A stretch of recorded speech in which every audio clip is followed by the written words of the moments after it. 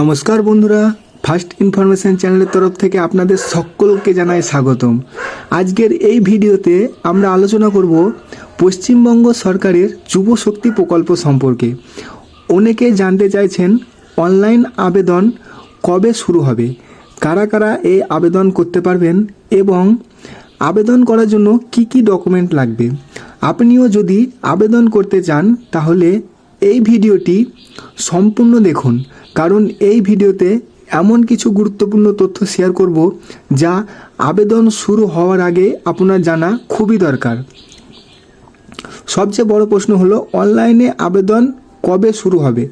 বর্তমানে সরকার নতুন করে কোনো ডেট কিন্তু ঘোষণা করেনি, অর্থাৎ আপনারা যে 22শে জুলাই কিন্তু শুনেছেন, অনেকে হয়তো শুনে থাকবেন 22শে জুলাই অনলাইন আবেদনের ডেট কিন্তু ঘোষণা করা হয়েছে, কিন্তু এখানে অফিসিয়ালি কিন্তু কোনো নোটিফিকেশান কিন্তু দেওয়া হয়নি। তো চলুন এবার জেনে নিই, যদি আবেদন শুরু হয় তাহলে আপনাদেরকে কি কি ডকুমেন্টস সাথে রাখতে হবে। 1 নম্বর হলো আধার কার্ড। আপনাদেরকে কিন্তু আধার কার্ড অবশ্যই প্রয়োজন আবেদন করার জন্য। 2 নম্বর ডকুমেন্টস হলো ভোটার কার্ড, অর্থাৎ আপনাদেরকে ভোটার আইডি কিন্তু অবশ্যই রাখতে হবে। 3 নম্বর হলো মাধ্যমিক, উচ্চ মাধ্যমিক এবং গ্র্যাজুয়েশনের পাস সার্টিফিকেট এবং মার্কশিট আপনাদেরকে কিন্তু অবশ্যই রাখতে হবে, কেননা এখানে যারা মাধ্যমিক এবং উচ্চ মাধ্যমিক পাস তারা কিন্তু প্রতি মাসে 2000 টাকা পাবেন এবং যারা গ্র্যাজুয়েশন কমপ্লিট করেছেন তারা কিন্তু প্রত্যেক মাসে 3000 টাকা পাবেন। তার জন্য মাধ্যমিক, উচ্চ মাধ্যমিক এবং গ্র্যাজুয়েশনের পাস সার্টিফিকেট বা মার্কশিট কিন্তু আপনাদেরকে অবশ্যই রাখতে হবে। 4 নম্বর ব্যাংক পাসবুক। ঠিক আছে, আপনাদের নামে কিন্তু একটি ব্যাংক পাসবুক থাকা কিন্তু অবশ্যই দরকার, যেটির সঙ্গে ডিবিডি লিঙ্ক থাকবে, অর্থাৎ এখানে কিন্তু টাকা ডাইরেক্ট আপনাদেরকে ডিবিডির মাধ্যমে দেওয়া হবে। এবার অনেকে হয়তো জানেন না ডিবিডি কী বা কীভাবে লিঙ্ক করবেন। তো আপনারা যদি জানতে চান কিভাবে লিঙ্ক করবেন তাহলে আপনারা আমাকে কমেন্ট করে জানান, আমি নেক্সট ভিডিওতে আপনাদেরকে জানিয়ে দেবো আপনারা কিভাবে বাড়িতে বসে ফোনের মাধ্যমে আপনাদের ব্যাংক পাসবুকের সঙ্গে ডিবিডি লিঙ্ক করতে পারবেন। 5 নম্বর ডকুমেন্টস হলো পাসপোর্ট সাইজ রঙিন ছবি, এটা কিন্তু আপনাদেরকে লাগবে। 6 নম্বর ডকুমেন্টস হলো নিজের সিগনেচার, অর্থাৎ নিজের স্বাক্ষর কিন্তু সেটাও কিন্তু আপনাদেরকে লাগবে।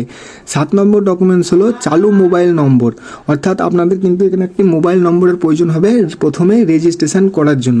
8 নম্বর ডকুমেন্ট ইমেল আইডি, সেটা আপনি চাইলে দিতেও পারেন, চাইলে না দিতেও পারেন। ডকুমেন্টগুলি পরিষ্কার স্ক্যান করে বা ভালো মানের ছবি তুলে রাখবেন।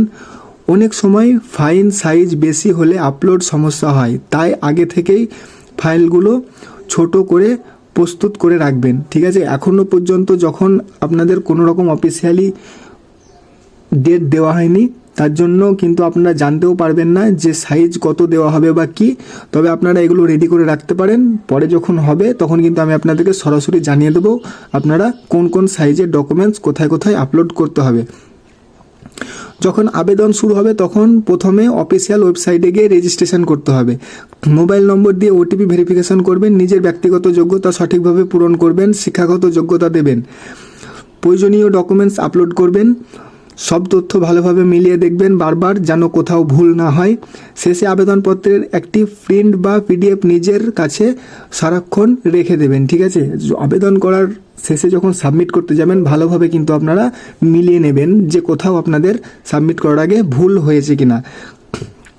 বন্ধুরা, সোশ্যাল মিডিয়ায় অনেক ভুয়ো লিঙ্ক এবং ভুয়ো ওয়েবসাইট ঘুরে বেড়ায়, কখনোই অচেনা লিঙ্কে ক্লিক করে আবেদন করবেন না। শুধুমাত্র সরকারি ওয়েবসাইট আবেদন করবেন এবং কাউকে টাকা দিয়ে আবেদন করার কোনো প্রয়োজন নেই, নিজেই আবেদন করতে পারবেন আপনার হাতে থাকা স্মার্টফোনটি দিয়ে, অথবা সিএসসি সেন্টারে গিয়ে বা সাইবার ক্যাফে গিয়ে আপনারা কিন্তু এই আবেদনটি করতে পারবেন।